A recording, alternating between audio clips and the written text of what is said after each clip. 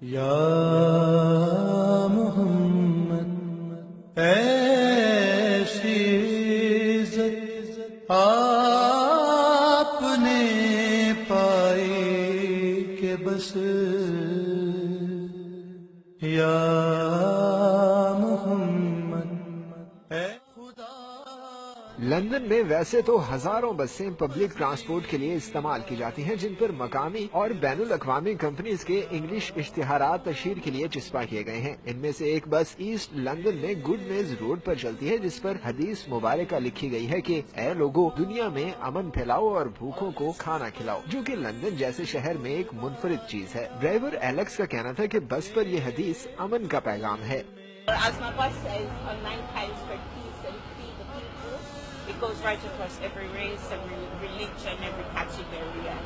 It's good. At least we know that we're reaching out to every community, diversity, the whole works. It's really good. East London میں public transport کے لیے چلنے والی بسوں میں مسلمان ڈرائیورز بھی ہیں جن میں محمد حبیب بھی شامل ہے. محمد حبیب کا کہنا ہے کہ نبی پاک صلی اللہ علیہ وآلہ وسلم کی حدیث لوگوں کے لیے امن کا پیغام ہے. اس حدیث سے پیغام ملتا ہے کہ اسلام ایک امن پسند مذہب ہے.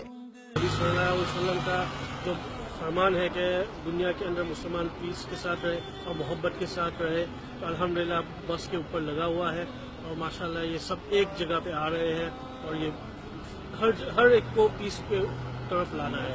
اور ماشاءاللہ یہ بہت اچھی خوب بات ہے کہ ہمارے یہ لندن کے اندر بس کے اندر ایسا ہو رہا ہے.